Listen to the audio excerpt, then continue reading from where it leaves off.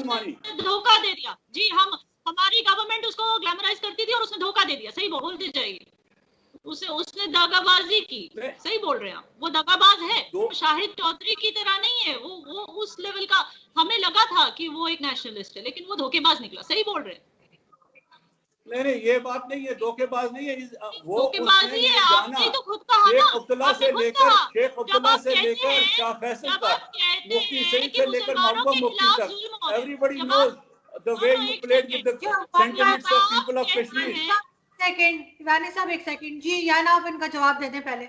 जब आप कहते हैं कि मुसलमानों के साथ जुल्म हो रहे हैं, उनके खिलाफ ये उनको धोखा दिया जा रहा है, लेकिन आपने खुद अपने मुंह से कहा कि गवर्नमेंट ने ग्लैमराइज किया था, मतलब कि उसको एक पैमाने पे पहुंचाया था शाह फैसल को, और उसने उसी गवर्नमेंट को धोखा दिया है। धोखेबाज वही है।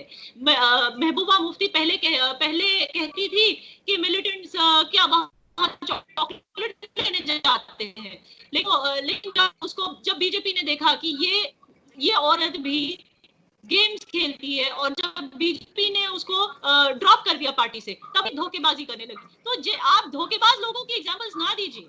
हमारे कश्मीर में बहुत सारे नेशनल और वफादार इंडियंस भी रहते हैं। इंडियंस मेरा मतलब है कश्मीरी इंडियंस भी है। आप उनके एग्जांपल्स दीजिए तो उनको आप कहते हैं कि वो धोखेबाज हैं, तो फिर जो लड़ रहे हैं आपके साथ, जो लड़ रहे हैं अपने हक के लिए, आपने खुद कहा है कि हमारी गवर्नमेंट ने उनको सराहा था, उन्होंने फिर भी धोखा दिया। आपने खुद कहा है, इसका मतलब वो धोखेबाज है। इसका ब्रांड आपने खुद उनको दिया है। और आप धोखेबाज लोगों का धोखेबाज उसको एक शख्स को आपने धोखा दिया। आपने वानी साहब एक सेकंड, वानी साहब देखिए, अगर आप लोग बीच में बोलेंगे किसी की बात सुनाई नहीं देगी। पहले याना को कंप्लीट करने दें, फिर आपकी तरफ आऊंगी। मैं रिक्वेस्ट करती हूं, मुझे कंप्लीट करने दीजिए, क्योंकि बहुत सारे पॉइंट्स हैं, आप दोनों ने बोले हैं, हमीद साहब और वानी साहब ने, तो इतने सारे पॉइंट्स फिर मैं भूल जाऊंगी। अच्छा, पहले तो इन्होंने बात की थी चाइना की। वो कह रहे थे चाइना, तो मुझे उससे याद आया कि आपके जो आका है ना चाइना, एक्सपेंशनिस्ट मूड में तो वो लग रहे हैं। कभी ताइवान के साथ पंगे ले रहे हैं, सॉरी पंगा इज एन इंडियन वर्ड और मैं यूज करूंगी, कभी चाइना के साथ पंगे ले रहे हैं, कभी इसके हांगकांग के साथ पंगे ले रहे हैं, कभी ताइवान के साथ, कभी अरुणाचल में पंगे ले रहे हैं। तो एक्चुअली जो हम कहते हैं ना कि जो एक्सपेंशनिस्ट वाले मूड में है वो चाइना है, और आपकी कंट्री में भी उन्होंने कम बवाल नहीं मचा रखा है। आपकी कंट्री में वो लोन्स देते जा रहे हैं, फिर एक वो वक्त तो आना ही है कि आप खुद उनके गुलाम बनने वाले हैं। तो अगर हमारी कंट्री चाइना को रेजिस्ट कर रही है तो ठीक कर रही है, क्योंकि हमारी कंट्री नहीं चाहती कि हम लोग भी आपकी तरह चाइना के गुलाम बन जाए। फर्स्ट ऑफ ऑल वो बात है। और दूसरी बात, आप अखंड भारत की बात करते हैं। अखंड भारत तो हम सब थे, आप भी अखंड भारत का ही हिस्सा है, आपका मीरपुर भी अखंड भारत का ही हिस्सा है, नेपाल भी अखंड भारत। हमें अटैक करना होता तो हम ये डिवीजन होने ही नहीं देते। पहली बार जो हमने इतने, जो हमारे सब कॉन्टिनेंट में सारे कंट्रीज हैं जिनसे सबसे ज्यादा सुपीरियर हम हैं, हमने इनको हमेशा हेल्प किया है। हमने कभी इनकी मर्यादा को, वो जो कहते हैं ना, इनकी जो बाउंड्रीज को पार नहीं की है। ना हमने कभी नेपाल को अटैक किया है, ना हमने कभी बांग्लादेश को अटैक किया है। और कश्मीर की आप बात करते हैं, वो हमारा हिस्सा है। जस्ट बिकॉज वहाँ पे मेजॉरिटी मुस्लिम है, इट डजंट मीन कि वो पाकिस्तान का हिस्सा बन जाए। तो ये चीज आपको समझनी चाहिए। और दूसरी बात, आप कह रहे हैं कि मैं अगर वीजा के लिए अप्लाई करूं, आप हमें आने देंगे वहां पे। ये जाहिर सी बात है, आप हमें रोकेंगे नहीं। ये कहा था ना, हमीद साहब ने कहा था कि मुझे रोका नहीं जाएगा जब मैं आजाद कश्मीर आऊंगी। मैं भी आपसे कहती हूँ कि जो चंद लोग, मैं बार बार ये कहती हूँ, 7 या 8%, अब वो भी कम हो गया है, मे भी 2 या 3% लोग जो चाहते हैं कि पाकिस्तान की हुकूमत हो कश्मीर पे, वो 2 या 3% लोग अगर आजाद कश्मीर जाएंगे, हम भी उन्हें नहीं रोकेंगे। आप प्लीज उन्हें अपने पास बुला लीजिए, क्योंकि उन्होंने जीना हराम कर दिया बाकी कश्मीरियों का, जो एक सेक्युलर डेमोक्रेसी में जीना चाहते हैं, इसका हिस्सा बन के जीना चाहते हैं, उनका जीना हराम कर दिया है। तो आप उनको अपने पास बुला लीजिए शौक से। और फिर इन्होंने बात की थी नेहरू की। पहली बात, नेहरू कोई वो नहीं था, किंग नहीं था। उनकी जब गवर्नमेंट थी, आप बहुत सारी चीजों को मिक्स करके लोगों को कंफ्यूज कर रहे हो। हाँ, ये सच है, नेहरू जी की ही तो गवर्नमेंट थी जिसने सैयद सलाउद्दीन को धोखा दिया था। वो नेहरू जी की तो गवर्नमेंट थी ना। अब जब नेहरू जी की गवर्नमेंट नहीं है, अब दूसरी गवर्नमेंट आई है, तो आप उसको भी आप कह रहे हो कि वो भी गलत है। आप कभी नेहरू का सपोर्ट करते हो, कभी नेहरू का सपोर्ट नहीं करते हो। तो आप इस तरह की कंफ्यूजन क्रिएट करके आप आपने एक एजेंडा बना दिया है कि इंडिया के खिलाफ किसी भी तरह से ये एजेंडा प्रोपेगेट होता रहे। और दूसरी बात, पॉलिटिकल स्पेस की आप बात कर रहे हैं, हमारी गवर्नमेंट ने क्लियरली बोला है कि 370 को हटाया गया है और अभी प्रेजेंटली जिनको डिटेन किया था उनको भी छोड़ दिया। आप कुछ महीने पहले तो आप डिटेनीज की बात कर रहे थे, उनको डिटेंशन में रखा है, उनको छोड़ दिया गया। लेकिन हमारी गवर्नमेंट ने क्लियरली बोला है कि जब एक बार वहां सब सेटल हो जाएगा हम पॉलिटिकल स्पेस फिर से खोलेंगे। वहां पे बहुत सारी यंग और बडिंग पार्टीज अभी भी ग्रो हो रही हैं, जैसे कि जम्मू कश्मीर वर्कर्स पार्टी है, और हमें ये प्रॉमिस किया गया है कि जब वहां पे चीजें थोड़ी स्टेबल हो जाएंगी, वहां पे 4G भी आएगा, वहां पे पॉलिटिकल स्पेस भी खुल जाएगा। और वहां पे मैं हर डिबेट में कहती हूँ, आरजू को पता है ये बात, कि जो पंचायत इलेक्शंस हैं, बीडीसी के इलेक्शंस हैं, वो कंटिन्यू अभी भी हो रहे हैं और वहां पे 90% प्लस लोग आते हैं वोट करने के लिए।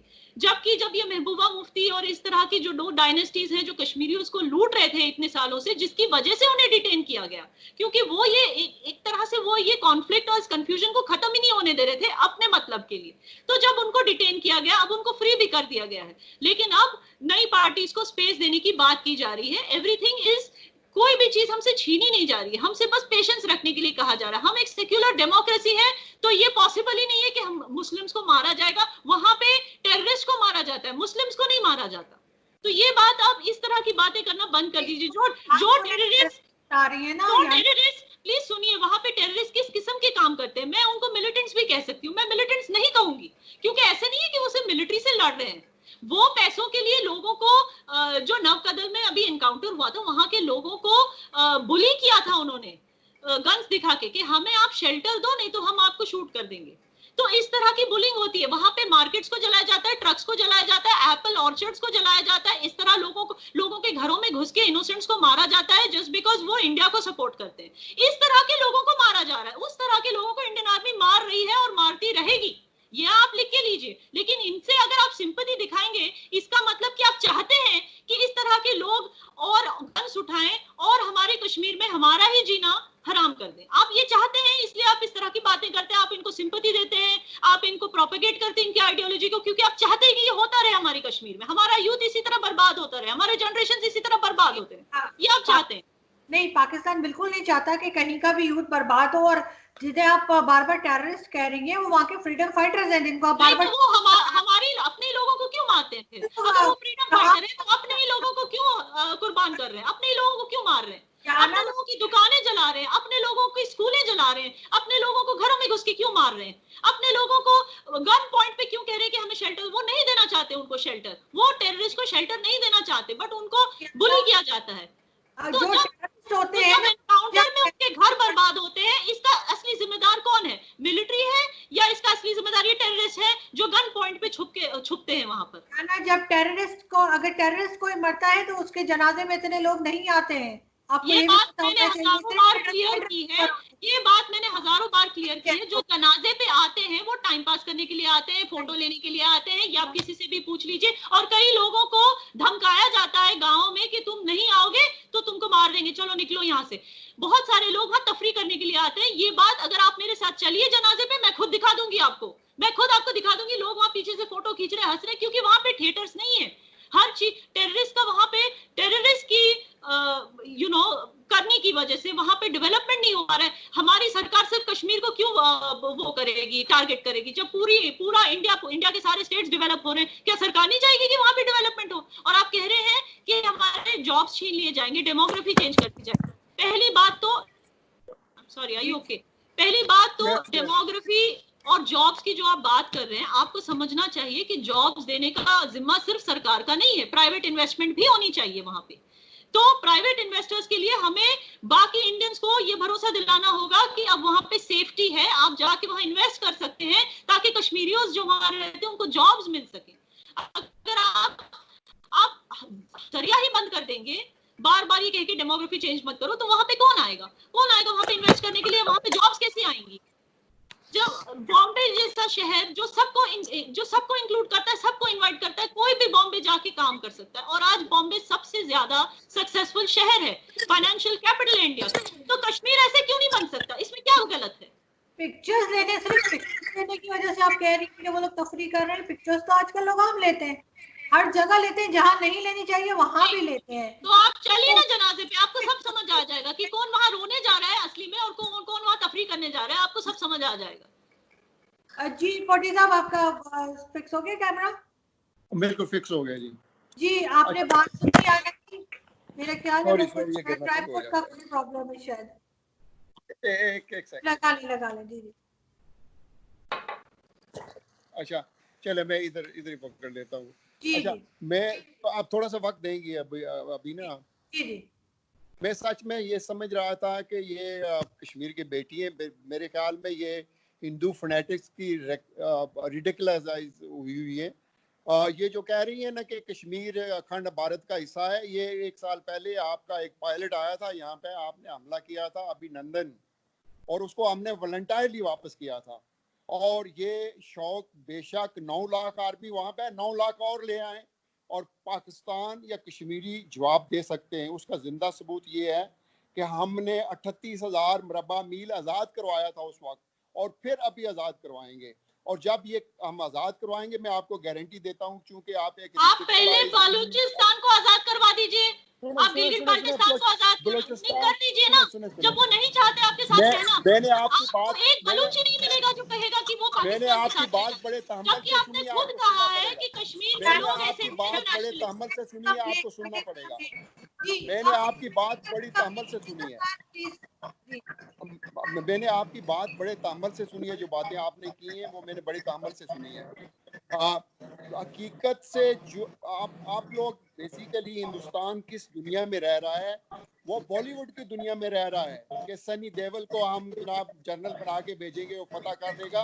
यहाँ पे आपको एक आर्मी का सामना करना पड़ेगा, वो आर्मी जो एक इस्लाम की आर्मी है, और वो आर्मी जिसको पूरी दुनिया मानती है जी कि इससे ज्यादा प्रोफेशनल और इससे बहादुर आर्मी दुनिया में नहीं है। एक चीज होगी। दूसरा, उस आर्मी के पीछे 22 करोड़ अवाम खड़े हुए हैं, उस आर्मी के पीछे सारे कश्मीरी खड़े हुए। मैं जो आपको ऑफर दे रहा था ना जी, आप आ जाएं और आप इंडिपेंडेंटली देखें कि यहाँ पे कोई जबर नहीं है, वो इस वजह से कह रहा था कि वहाँ का हिंदुस्तान में जो कश्मीर है, उन लोगों ने जुल्म के पहाड़ डाल लिए। मैं आपसे ये एक्सपेक्ट कर रहा था कि वाकई आप जैसी आपकी बहनें वहाँ पर रेप की जाती हैं, आर्मी करती है। मैं इस वजह से आपसे बड़ी नरमी से गुफ्तगू कर रहा था कि वहाँ पर हमारे बच्चों को शहीद किया जाता है, वो इस वजह से कि हिंदुस्तान के ज़हन में ये आया हुआ है कि ये कश्मीर शायद वो ज़बरदस्ती ले लेगा।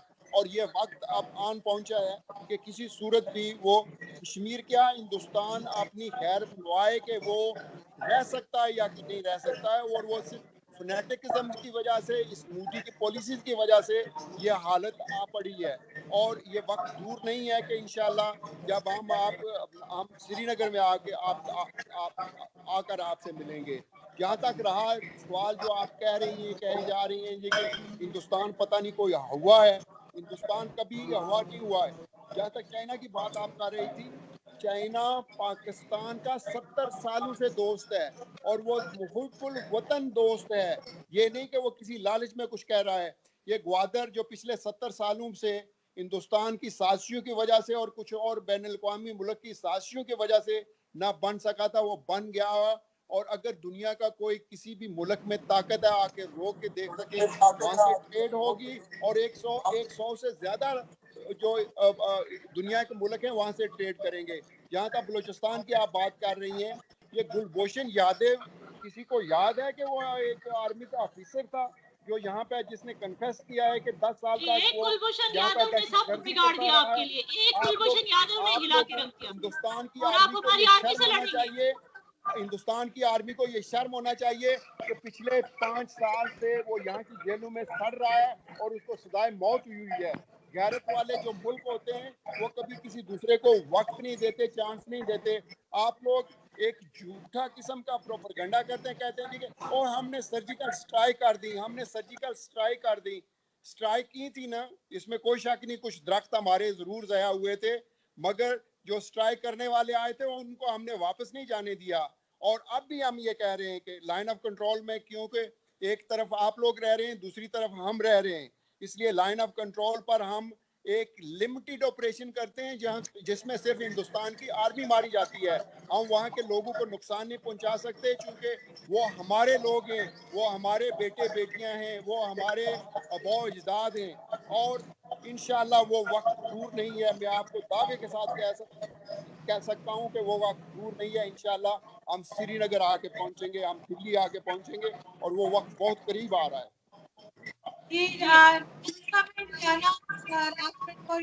आप कुछ कहना चाहेंगे? जी, मैं इतना ही कहना चाहती हूँ कि आप श्रीनगर जरूर आइए, आप टूरिस्ट बन के आइए और थोड़ा देखिए कि टूरिज्म किसे कहते हैं, क्योंकि आज़ाद कश्मीर में टूरिज्म तो है ही नहीं मेरे ख्याल से, इंटरनेशनल टूरिज्म तो है नहीं। और इसका रीजन ये है कि सब ने, पूरी दुनिया ने वीडियोस देखी है कि कैसे आर्मी अपने ही लोगों को सामने करके शूट करती है।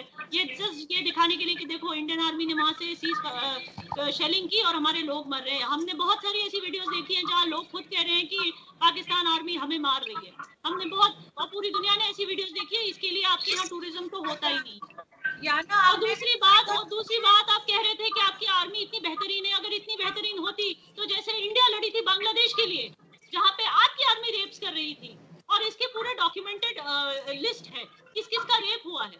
जबकि ये जो हवा आपने बनाया है रेप्स का इंडिया में, जिसके खिलाफ कोई सबूत नहीं मिला, इवन जब कश्मीर के अपने लोगों ने इन्वेस्टिगेट किया उनको भी कोई सबूत नहीं मिला, जो आप हवा बना रहे हैं इन रेप्स की।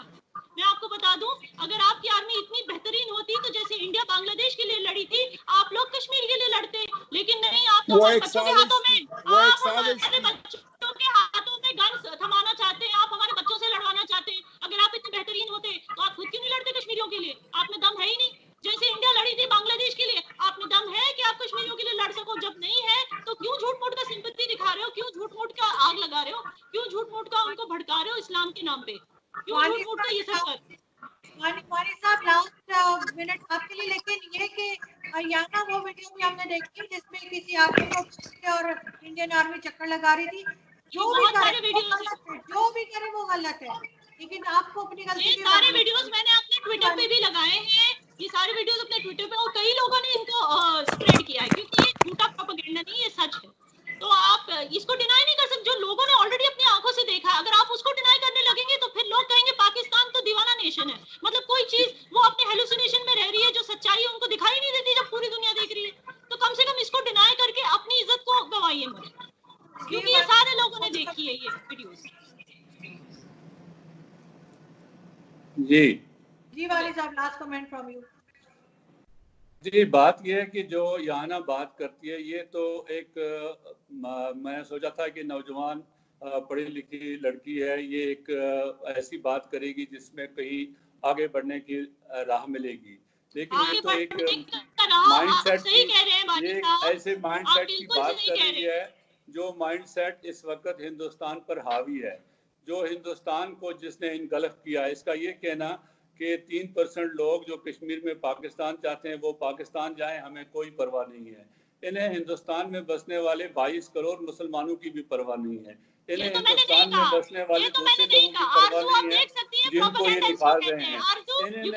इन्होंने तो फैसला किया है, इन्होंने अपने हिसाब से तो फैसला किया है कि तमाम अक़लियतों ने हिंदुस्तान से निकलना है और कश्मीर में आकर हिंदुस्तान के बेघर लोगों को बसाना है।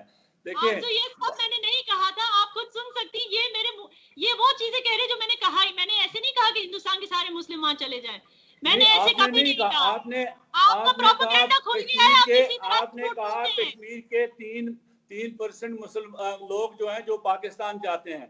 अगर ऐसा ही है तो फिर हिंदुस्तान को, देखिए बात सुने मेरी बात। चले गए थे, उत्तर प्रदेश के मुस्लिम भी चले गए थे, महाराष्ट्र के मुस्लिम भी चले गए। जब पार्टीशन हुआ था ये सारे मुस्लिम, ये थोड़ी अपने साथ, मेरी बात सुने,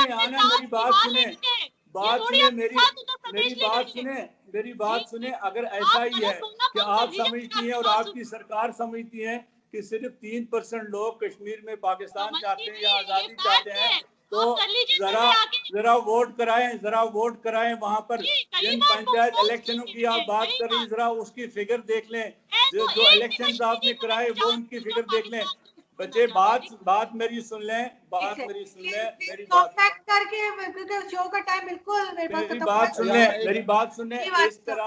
इस तरह के माहौल में इस तरह की गुफ्तगू से मामलात हल नहीं होते हैं। हम जब बात करते हैं किसी प्रोग्राम में, इसका मकसद होता है कि हम कोई मुस्तकबिल की राह निकालें। आपकी प्रोपेगेंडा मान ली जाए, लेकिन वो वैसा नहीं होगा। प्रोपेगेंडा नहीं, प्रोपेगेंडा हिंदुस्तान का जो है, जब मैं हिंदुस्तान के प्रोपेगेंडे का पोस्टमार्टम करूंगा, मेरी बात सुने बच्चे, जब मैं हिंदुस्तान के प्रोपेगेंडे का पोस्टमार्टम करूंगा तो वो प्रोपेगेंडा तो दुनिया सुनता है। हिंदुस्तान इस वक्त एक फैशिस्ट स्टेट बन चुका है, इसमें कोई नई बात नहीं है। तो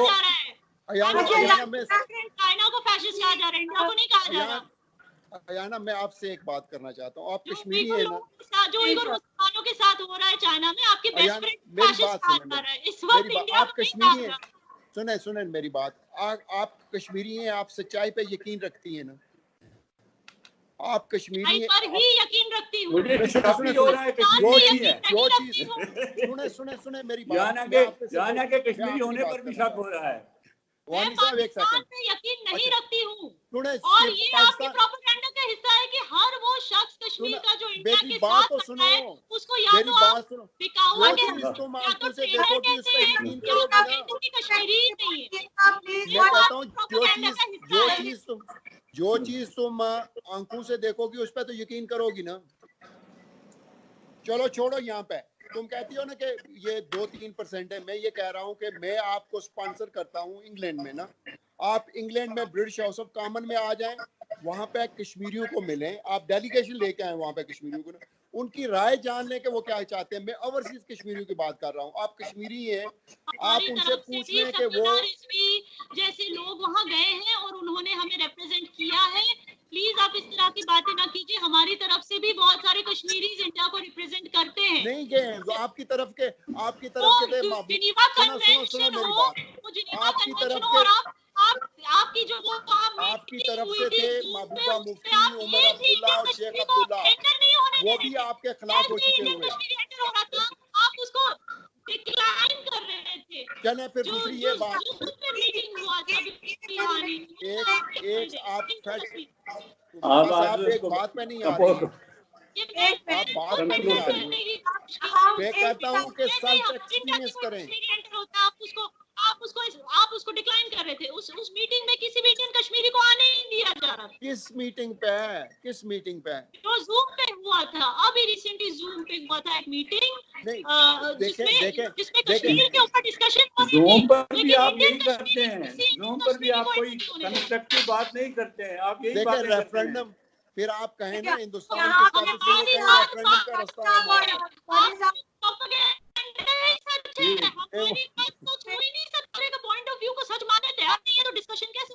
आपने जबरदस्ती का चाहते हैं कि पाकिस्तान का साथ दे, और जो कश्मीरी पाकिस्तान का साथ नहीं देता उसको आप कश्मीरी मानने से इनकार कर देते हो। तो इस तरह प्रोपेगेंडा को कोई कैसे आपको भी तो मानना चाहिए। आपको अग्री करना सीखना होगा।